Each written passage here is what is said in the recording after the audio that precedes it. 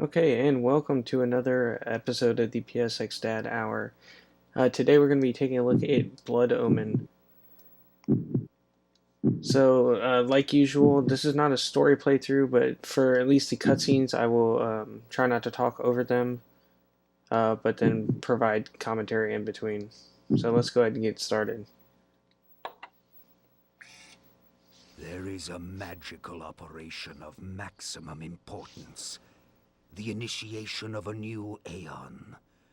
When it becomes necessary to utter a word, the whole planet must be bathed in blood.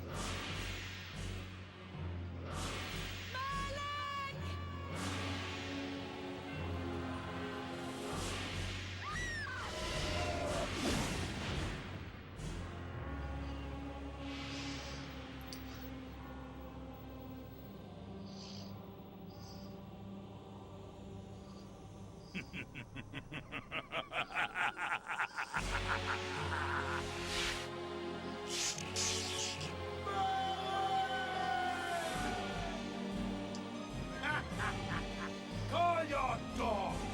They can feast on your corpses!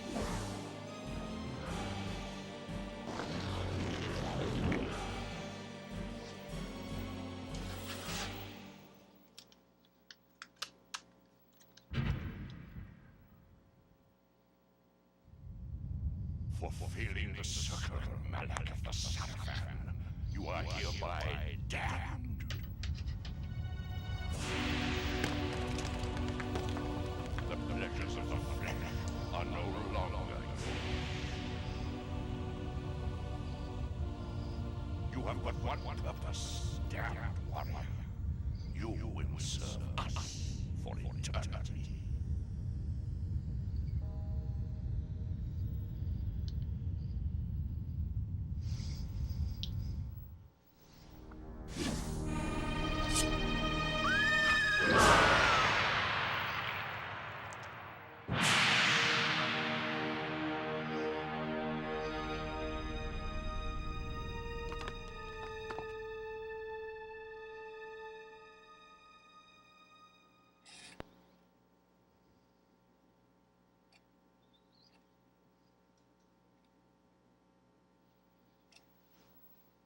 The tavern's closing. Best be on your way, stranger. What? No mug of ale for a weary traveller from distant Corhagen? I can reward you well, for I am of noble blood. I stay open for no man in these dark times.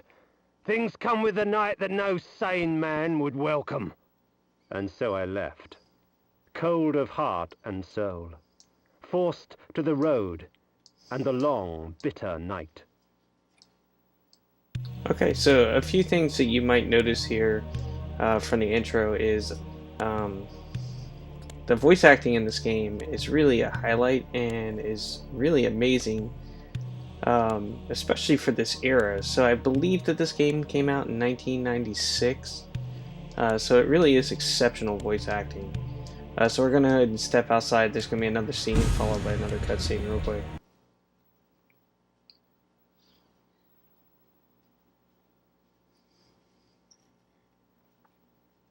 That's him!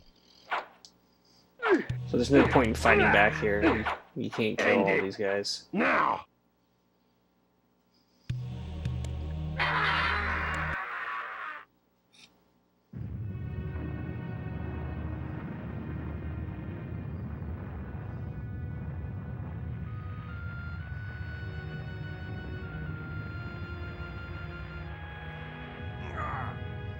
They victors, suffering to the conquered. Ironic that now I was the one suffering. Not anything as pedestrian as physical pain, rather the cruel jab of impotent anger. The hunger for revenge. I didn't care if I was in heaven or hell. All I wanted was to kill my assassins. Sometimes you get what you wish for. The necromancer Mortanius offered me a chance for vengeance, and like a fool, I jumped at his offer without considering the cost. Nothing is free, not even revenge.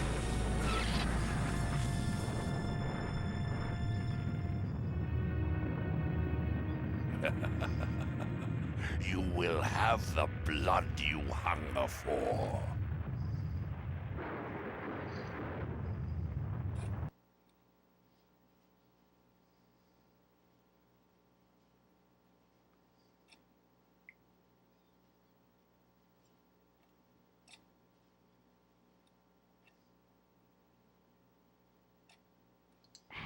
I awoke to the pain of a new existence, in a dank womb of darkness and decay. Okay, so he will narrate as we pick up items and kind of go through some areas, but we got a little bit of a break in the storyline. But yeah, going back to this, I mean, the story was really exceptional for its time. In the 3D space, there wasn't really a voice-acted story of this depth. And it's a decidedly, as we progress through the game here, it's a decidedly mature game, which was also something that kind of set it apart from coming off of all the Nintendo type stuff that had been prior to this. It was something that helped set Sony apart early on. The sanctuary spell enables me to travel to my crypt, where the soil of my grave provides me respite. I often resort to this when I am weak and need nourishment. But if you're not familiar with the game, this is the game that kind of started the whole Soul Reaver series. The whole Legacy of Kain thing that was very popular back in the PlayStation 1, PlayStation 2 era. And you play as a nobleman who is killed, as we saw there. Reputed to have been ripped from the chest of the greatest vampire to have ever existed, Janos Audron, the heart of darkness restores vampiric unlife. Life is precious, Janos discovered, as it was torn, throbbing and bleeding from his own body. And we've accepted the gift of vampirism in order to go and get our revenge. So as you can see here, This ancient vial bears with it a dark gift indeed, for with it my life force is increased. you can see with it, like, our health is decreasing, so we do need to feed as we progress through the game. These ancient symbols of power contain raw magical energy that increases my own capacity to summon energy for the spawning of spells.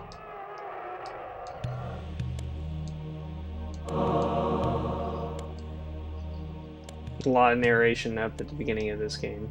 So this will be just like your save points right here. Within the walls of these chambers I could find respite, and if I so chose, resume my journey when my weariness abated.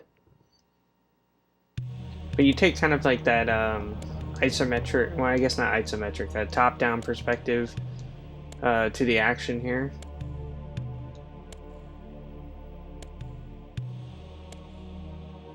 Alright, and I think we're going to step outside here.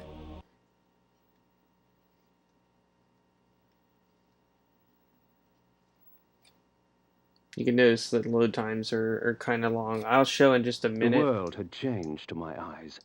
I had not expected such cruelty from the light. For in the embrace of the sun I could find no comfort, only malice. This would change in time for the worse, along with other things. When rainfall comes, vampires are wise to find shelter from its acidic touch. Yeah, but what I was going to say is, in a minute, I will show the load times that go into your inventory, which is kind of, unfortunately, one of the things. I'll go ahead and show that now. You can just see like how long it takes to load this up. Actually, that is not your inventory.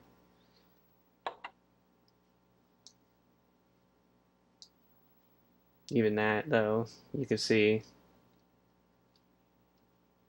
takes a long time to get through that.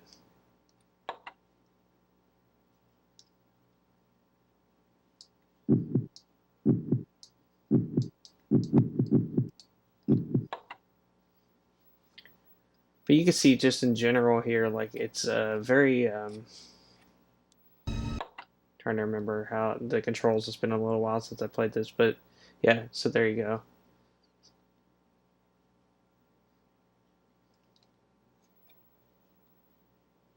So you can imagine every time you do that, which in some cases in the game you need to switch weaponry, and the only way to do that is to go into that screen. It can take quite a bit of time, and it can get quite annoying, and that's unfortunately one of the downsides of this game.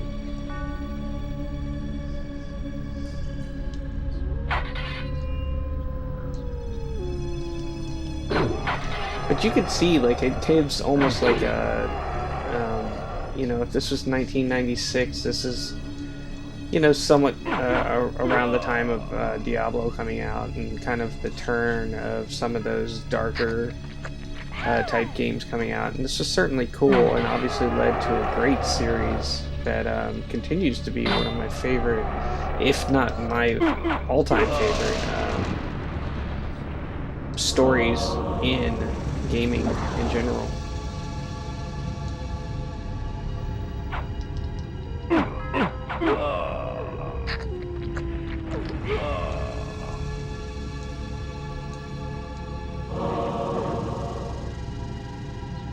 But as you can see here, I mean, outside of the loading times, it's still a very playable game if you're used to these type of older top-down sort of role-playing type games.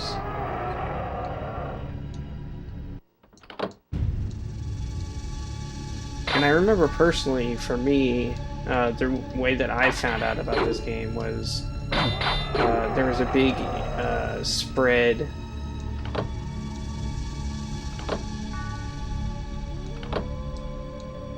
I'm trying to remember the order of these.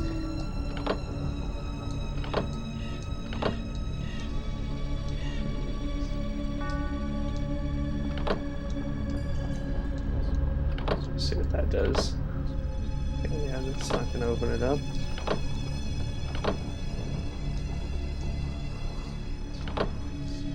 Nope.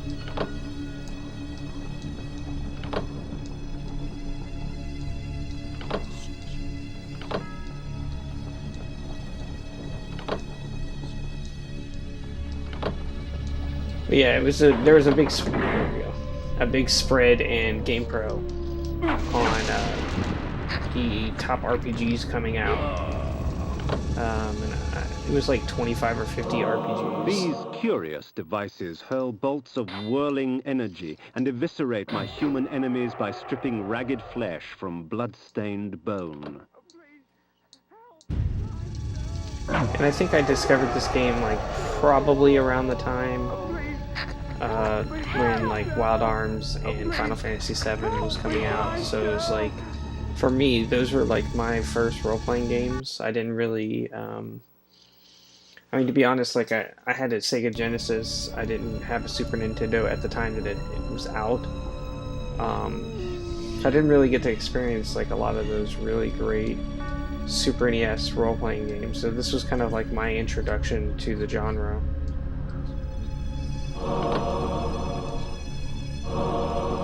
And I didn't play much on the PC outside of, you know, like I played Doom and Wolfenstein when that had come out. Because I think our family had just gotten one, and we had like one PC that we had to share with everybody, so when you're sharing a PC with your parents and trying to get time on it, or you can go play on your PlayStation, you know, it's much easier to do that kind of thing.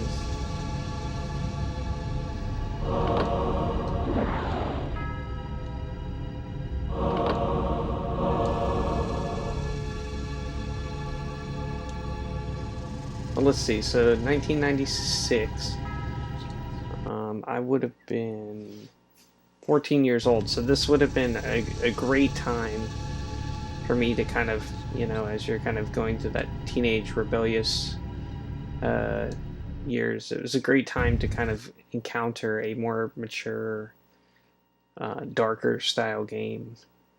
So I think that's part of the reason why it connected with me, and honestly, it's part of the reason why the PlayStation 1 connected with me so much. Hunger and weakness are no bar to vengeance's call. I would find my slayers and send them back whence I came. He's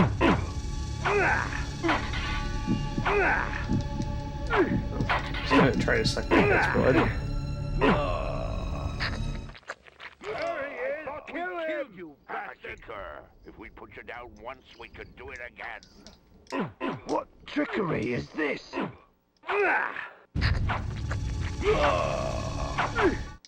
Their sneering faces were forever etched upon my memory. I had crossed death for this moment. My mind was empty save for one thought. I would kill.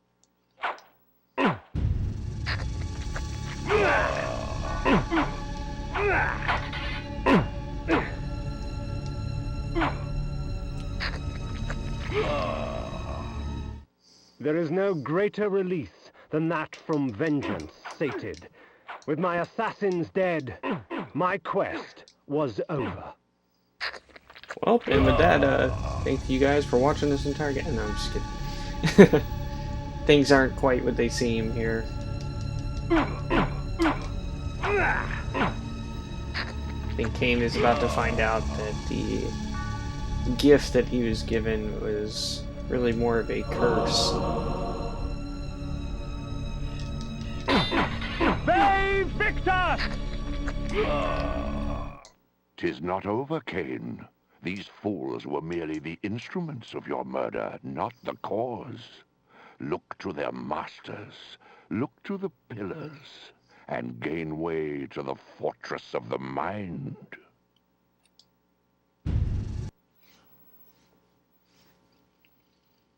But yeah, this game was my first introduction to Silicon Knights, which would then the series itself would pass on to Crystal Dynamics, who assisted on this game, which would of course then spin the series off into the Soul Reaver series, and there would eventually be a Blood Omen 2, and then the Legacy of Kain Defiance.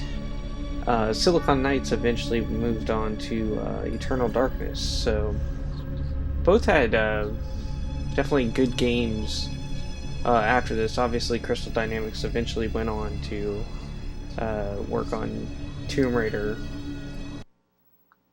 This was where the bloody deed of my murder took place.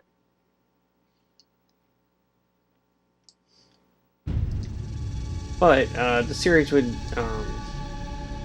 even though she did have some involvement in this, the series would go on to be directed by Amy Hennig, who of course would then go on to things like Uncharted fame.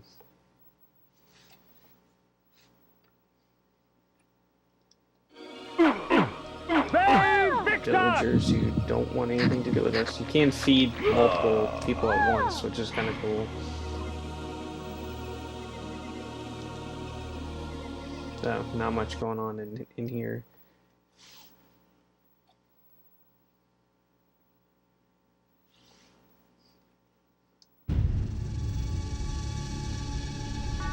So it's kind of cool how the game kind of diverged the two companies into two different paths that, you know, to some extent were successful. I mean, obviously Silicon Knights after Eternal Darkness kind of, I think the only game that they had after that was Too Human that I'm aware of, which I didn't really care for Too Human.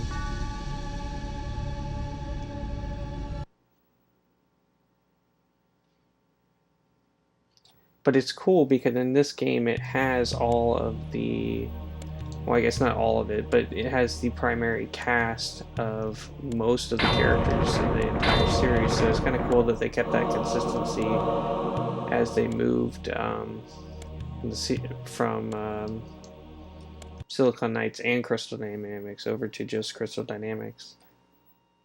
Because, like I said, the voice acting is exceptional. I mean, you have to keep in mind, like,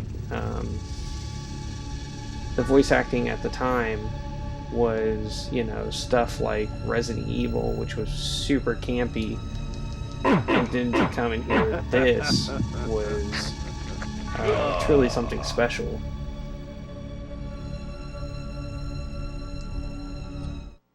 The necromancer had offered me no warning as to what my resurrection would entail, and yet I must confess in my haste I had not sought one.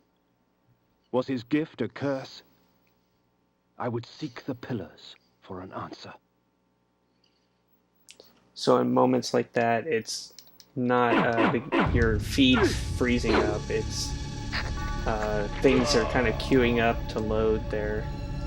So even looking at the signpost there, you get a load.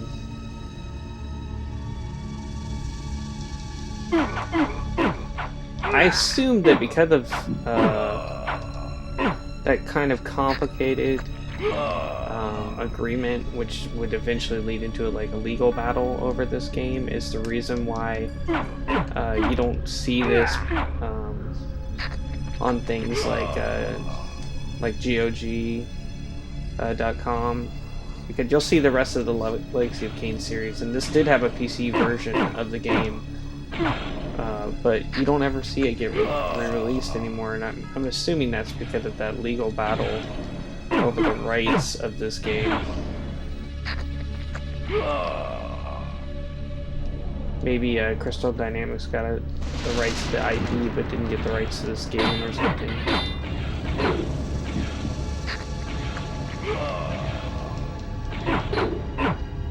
But it's funny, you know, a lot of people have played Soul Reaver, obviously, but have not played Blood Omen, and Blood Omen really sets the foundation for everything that kind of moves forward with the timeline. So even though it might be a very different styled game than the rest of the series, it is pretty important to the story.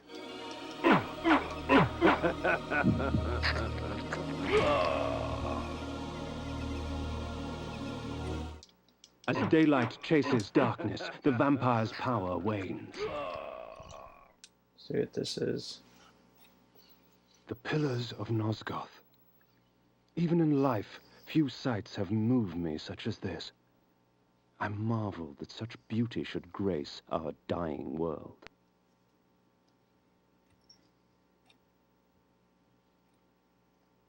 So I guess it's a good chance to kind of talk about what we've seen so far with the opening cutscene. We will, as we get over to the pillars, get some of the backstory as well, but I mean, basically, essentially, actually, I'll go ahead and let them explain it and kind of cover anything that they don't discuss. But here's the pillars right here.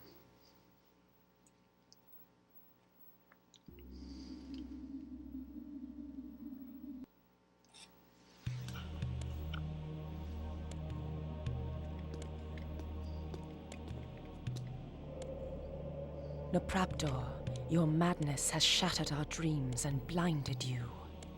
Keep your distance, or I'll send you back to hell, spirit! There is nothing left of me to fear, vampire. I'm only a shadow of my former self, Ari, the balance of the Circle of Nine. Even so, I can provide the answers you seek. I seek only a cure.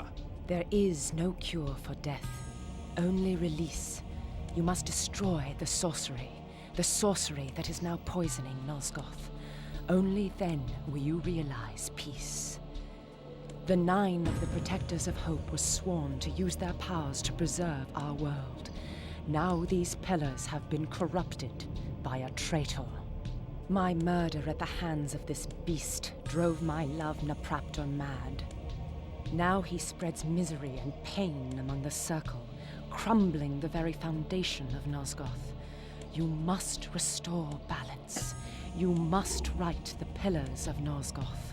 I care not for the fate of this world. Then for yourself, Kain. Beware the unspoken.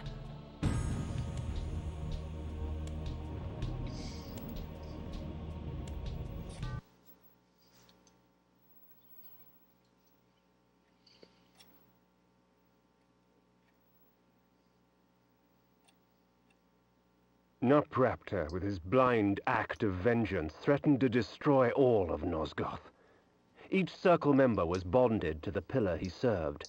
The pillars reflected the mental state of their servants, and as the minds of the circle degenerated and descended farther into dementia, the pillars crumbled.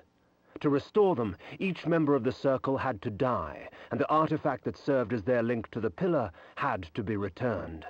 Only when all the pillars were restored did Ariel claim my curse would end. And so, my hunt for Nupraptor began.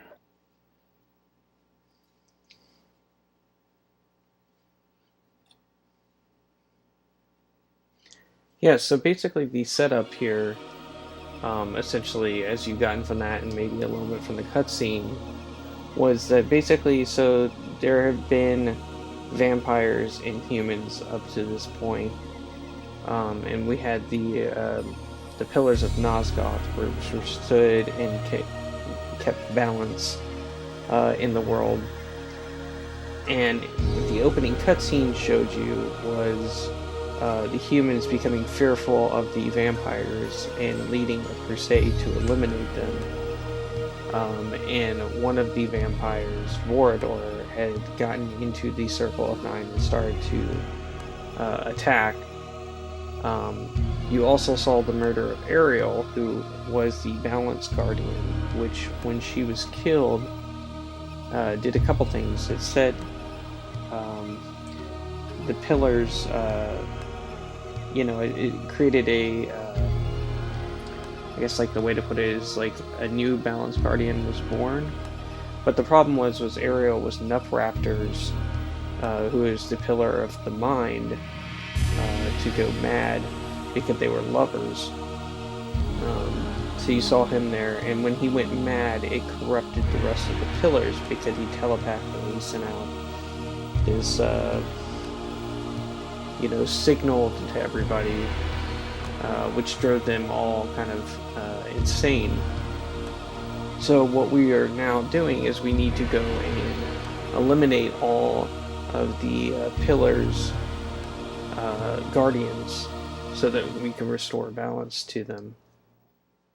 And the first one is Nupraptor, and Nupraptor is pretty insane. I mean, you saw him shutting out the world there by telepathically sewing his eyes and mouth shut, so definitely has kind of lost his mind there. These beacons serve as landmarks during my flights in bat form. Once I have committed their locations to memory, I can always return. In bat form, I can travel great distances with ease. From my vantage in the heavens, no region of Nosgoth is forbidden to me.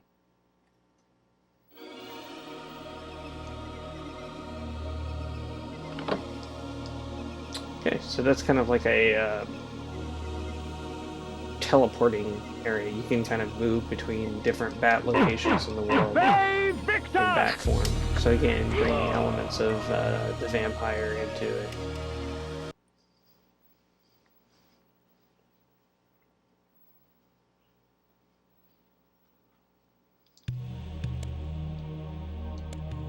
Okay, so usually this is kind of the setup. We'll go ahead and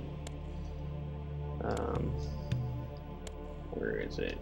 Is it to the left here? Yeah, we'll go ahead and save while I explain this. So you'll see this kind of symbols on the ground there, and it will kind of hint at what you're going to be working towards in that dungeon.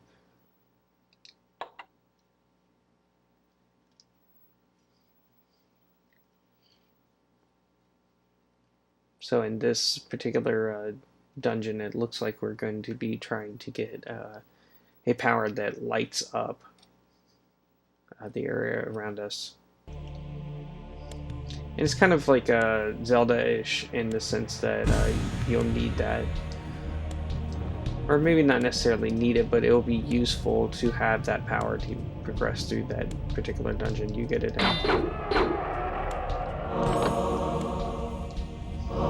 And that right there, like you saw, just stepping on that light opened up a secret passage. There are, I think, over 100 secrets in this game. that you could find, which is pretty cool.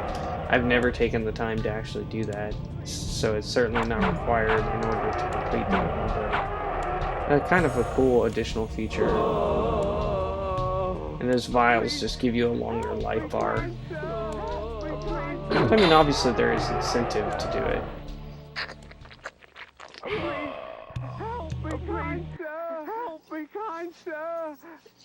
You can hear those are the people that are bound. So here's our power. While it is true that natural light weakens a vampire, magical light can have many uses indeed. So I think no, that's my forms.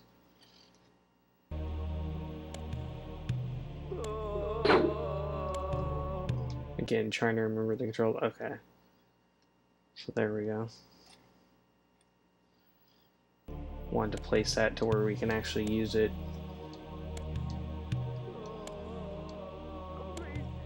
And so you can see, like in here, it's very dark, but if we use our power, there we go. Then it lights up the dungeon nicely. Get some slowdown, nice slowdown here. It's kind of the way games were back then.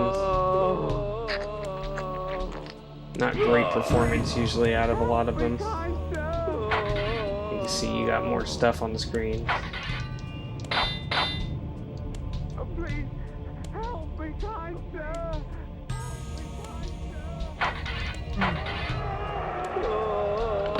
Switch.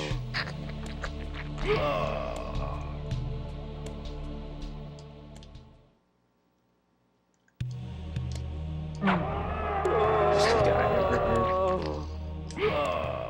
But yeah, so now you can see like how much darker it is. And that blue meter over there is my magic, so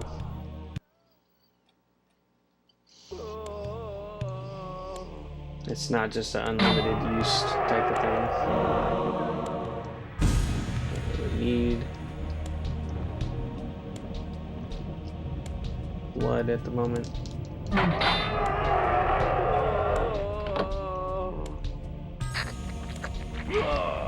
I always thought it was really cool, that little animation right there with the blood overflowing in the vial.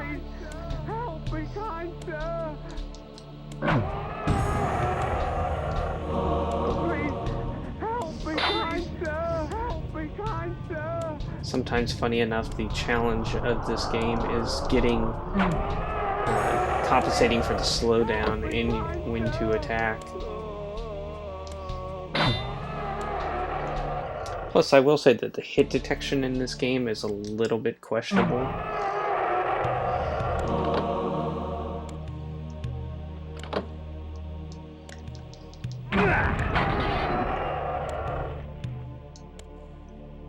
See if there's a switch up here.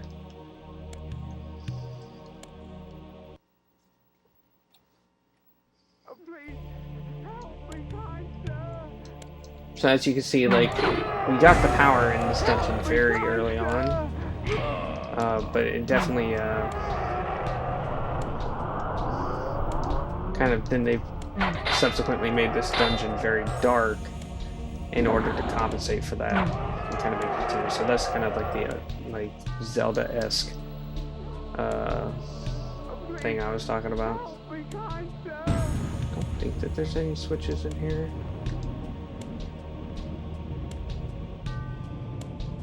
So I think we just need to go. Okay, that'll open it up. Another Heart of Darkness. So you could use those for either health gaining, or it will resurrect you if you die and you have one of those on your person.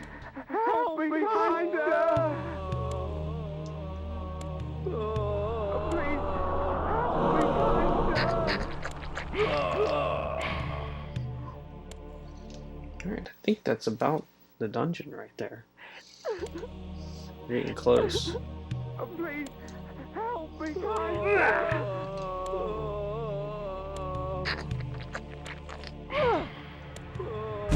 Still need the pattern here of this spiked ball. Wrong button there.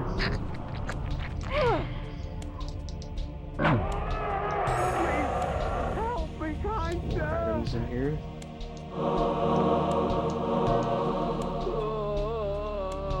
I always thought like it was super cool to get like the narration of the items. Like they were always like very like elaborate descriptions of what you just picked up and kind of added to the atmosphere of it.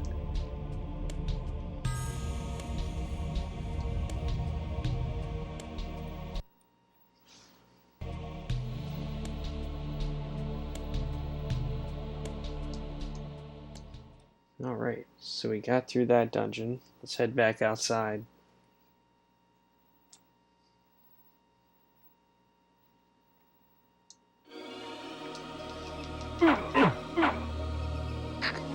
So I hope you're saying as we play through this game that this is one of those games that... Night dawns, and with it, the vampire grows stronger.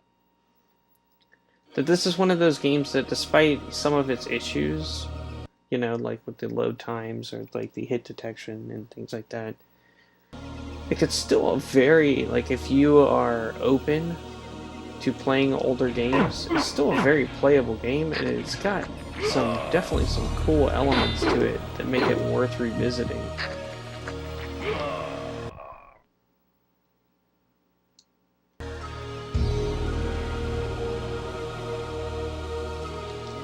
I think the art style of it too, you know, makes it feel like less dated than some of the 3D stuff.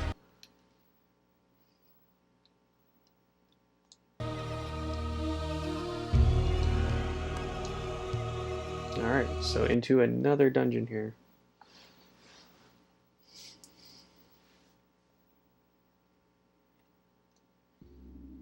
Alright, we're gonna get, it looks like wolf form there. So go ahead and hit the save point real quick. It kind of keeps track of how many days and hours you've been going. It's game days and hours. It's not real time or anything like that. Like obviously we haven't been playing a day since we last saved there. But it's kind of cool because the game does go through a day-night cycle because of you know, the vampires. So I mean, you do become stronger at night and a little bit weaker during the day. So it's always cool how it kind of incorporates that stuff into the game. You do want to watch out for rain, like it said earlier in the game. So again, we'll get the power My early. lupine form enables me to move like lightning and leap over obstacles barring my path. But the guise of the wolf brings with it its own kind of hunger and rage. Alright, so you can see that we have human form here. Or, sorry, vampire form. We've got bat form up there, and now we have wolf form. So now we can change to wolf. And kind of the thing with wolf is that it can run faster, but it can also do this leap. So that's what this dungeon's going to be based off of. But you can still feed and everything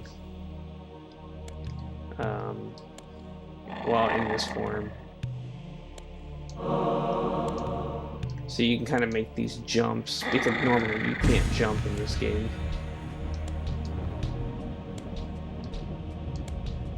I missed a switch or something there.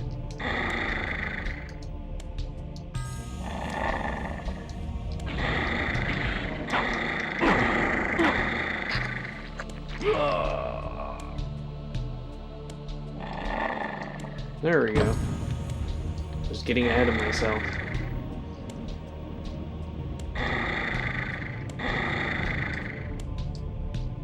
So we'll come back across here. And this will be used quite a bit in the environment as we kind of navigate through the world.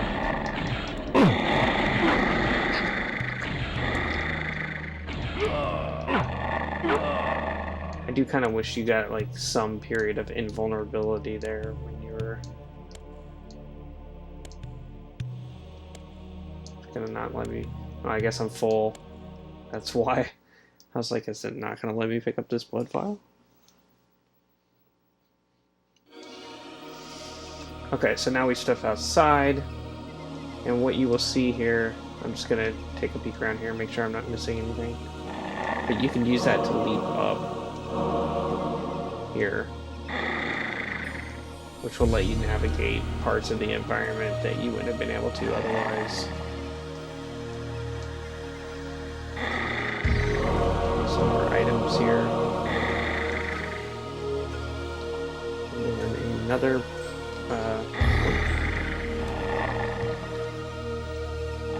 there you go. It was like being weird about not letting me up there. So we've got another portion of the dungeon here. So we'll go ahead and change back. I don't think that we need wolf form again. And of course we do. So we're going to switch back.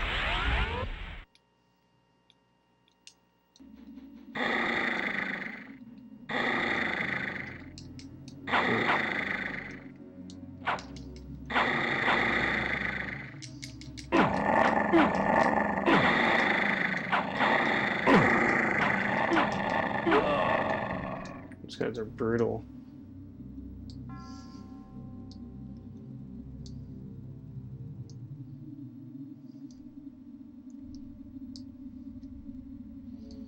So probably what I'll do here is we'll start.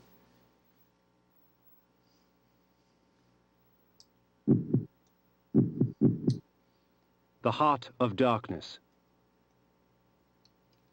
Okay, not start. Yeah, trying to remember all these controls and things, but basically I want to put on the Heart of Darkness to get some health here.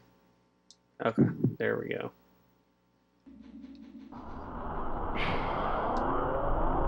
There you go. So you can see that we can get some health here. Gonna help us.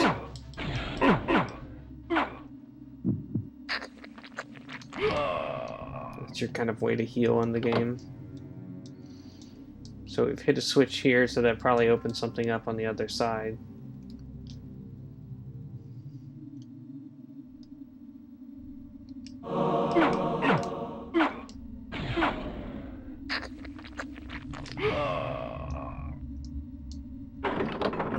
And we got that switch. Should be able to go up through these center doors here. Okay, so we got a teleporter here.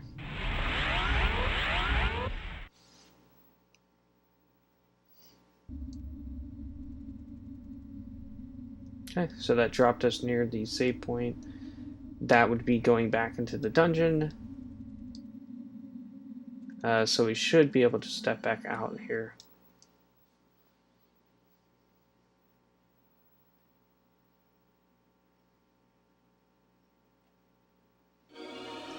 Okay, so we're back outside.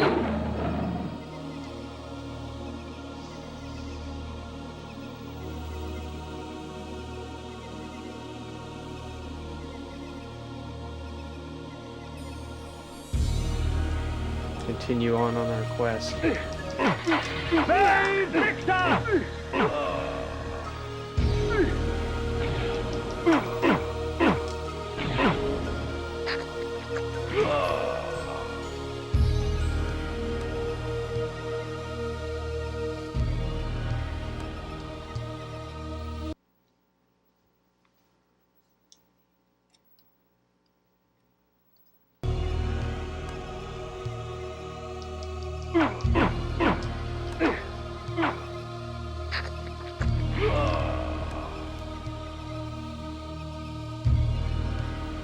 And I'm wondering if on this bat form here, if I can actually,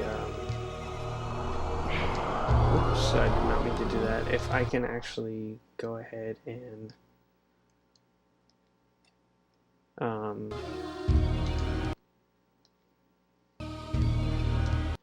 go to the next section. Because when you do this, usually you get like yeah, you get to the world map here. So there's the pillars. I think it's not super intuitive to navigate. But you can kind of see up top there's that blinking blue area, which we're going to kind of be heading towards. But yeah, I suppose that we are not able to kind of use that to our advantage yet.